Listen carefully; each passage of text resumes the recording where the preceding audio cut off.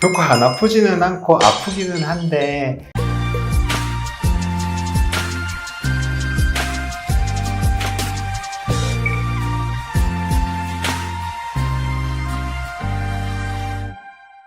안녕하세요 여러분, 변집사TV의 한세영 변호사입니다. 오늘은 스타피부과의 조시영 원장님을 모시고 이소성 몽고 반점과 관련된 보험금 이야기를 한번 해보도록 하겠습니다. 안녕하세요 원장님. 안녕하십니까? 안녕하십니까? 네, 먼저 간단하게 본인 소개를 한번 해주시죠. 저는 서면에서 협업을 하고 있는 스타피부과의 원장 조시영이라고 합니다. 참고로 원장님은 부산, 울산, 경남의 피부과 의사회 회장님을 역임하고 계십니다. 네, 계시고요. 이제 오늘은 몽고 반점에 대한 의학적인 얘기를 먼저 좀 여쭤볼 건데요. 먼저 이 몽고 반점과 그리고 이소성 몽고 반점이라는 것이 있던데 각각의 정의와 차이점에 대해서 한번 설명해 주시죠. 이소성 몽고 반점과 몽고 반점은 다 거의 동일한 질병인데 위치에 따라서 저희들이 분류를 하고 있습니다. 몽고 반점은 여러분들도 잘 아시다시피 엉덩이 쪽하고 등의 아랫부분에서 주로 출생 시에 발생하는 부르스름한 점들이 있는 경우인데, 그러한 것들이 전형적인데 그 부위뿐만 아니라 전신에 생긴다든지 다른 부위에 생기는 경우에 일반적이지 않다는 말을 의미하거든요. 그래서 이소성 몽고 반점이라고 하면 엉덩이나 등 아랫부위가 아닌 다른 부위에도 생긴 경우를 이소성 몽고 반점이라고 하고, 이것들과의 사촌이 되는 질병은 오타시모반이라든지 이토시모반이라든지 그러한 여러 가지 색소성 질환들이 있습니다. 그럼 이 몽고 반점은 왜 생기는 건가요?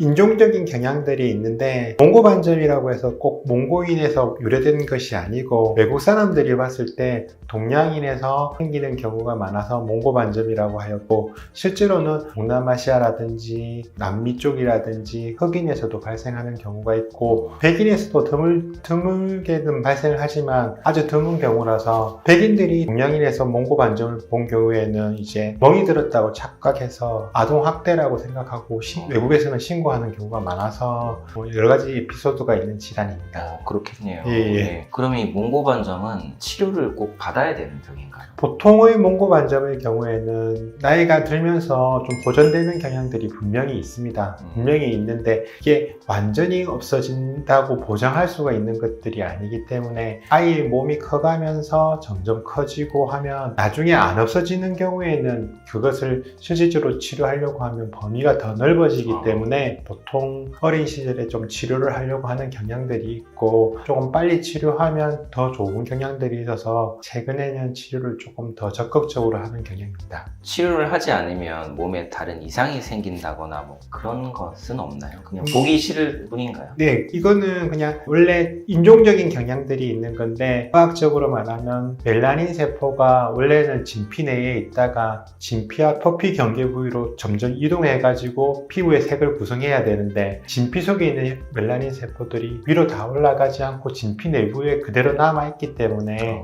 푸른빛을 띠게 됩니다. 여러분들이 생각하시기에는 푸른색 색소가 있다고 생각하시기 쉬운데, 실제로는 까만색 색소가 피부의 깊은 곳에 있으면은 주파수가 길어지기 때문에 푸른빛을 띠게 됩니다. 실제적으로 피부를 절개해가지고 안쪽으로 들어가면은 그쪽에는 까만색 색소가 있게 되고, 그렇기 때문에 옛날에는 검은색 색소를 파괴하는 레이저가 있는 부위가 깊게 있기 때문에 좀 깊게까지 들어가는 레이저가 많지 않아가지고 좀 치료하는데 예를 먹였는데, 최근에는 좋은 레이저들이 많이 나와가지고 아주 쉽게 치료하는 질환 중에 하나입니다. 그럼 이 몽고 반점이 혹시 이제 얼굴에 나는 경우도 있나요? 얼굴에 있을 경우에는 몽고 반점이라고 하지 않고 오타시 반점이라고 하고 합니다. 몽고 반점과 오타시 반점의 차이점은 조직학적으로는 비슷한데, 몽고 반점의 경우에는 서서히 없어지는 경향이 있고, 오타시 반점의 경우에는 저절로 없어지지는 않는 경우가 있고, 또 몽고 반점의 경우에는 좀 퍼져서 부스름하게 보이는 경향이 있는데, 오타시 반점의 경우에는 곳곳에 좀 까맣게 보이는 경향들이 있어서 차이가 있다고 할 수 있겠습니다. 그럼 이 몽고 반점을 치료하는 방법에 대해서 설명해 주시면 좋겠습니다.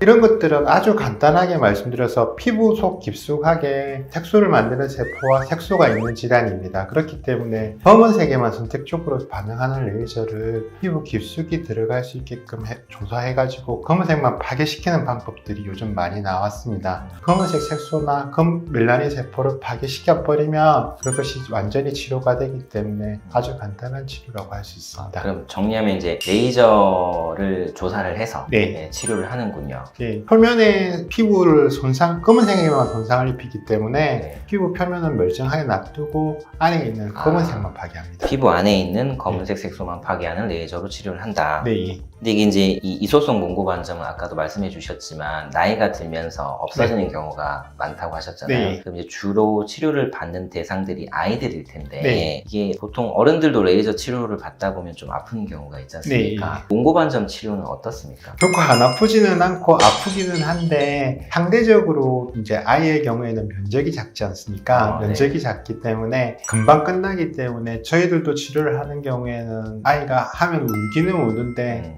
한 몇 분 만에 끝나고 난 다음에는 또 어머니가 옆에서 바로 달래주시면은 금방 웃을 정도로 아픔이 지속되는 것 같지는 않고 또 정신과적으로 했을 때 어린아이들은 아픔을 잘 느끼지 못한다고 합니다. 그러니까 그 기억이 오래 가지를 않는다고 하기 때문에 그런 걸 근거에 들어서 어렸을 때 치료하자고 하는 경향들이 있습니다. 그리고 최근에는 이제 아이가 아프다고 해서 어머님들이 토닝 받듯이 아주 약하게 해가지고 하시는 경우들도 있는데 그렇게 하면 횟수를 좀 훨씬 더 많이 해야 되는 방법들이 되겠습니다. 그렇게 하는 경우에는 저희도 치료 효과는 떨어지는데 아이가 통증을 덜 느낀다고 하는데 저희 생각으로서는 아이가 치료를 해서 아픔을 느끼는 것보다 아픔을 느끼는 기간이 더 길어지는 것이 과연 아이한테 좋을까라고 하는 의문을 갖고는 있는데 그것은 의사 선생님마다 생각이 틀리시기 때문에 그것은 각각의 의사 선생님의 주관에 따라서 가시는 게 맞다고 생각합니다. 네, 이제 비전문가 입장에서 해석을 해보면 네. 짧고 굵게 가느냐 예.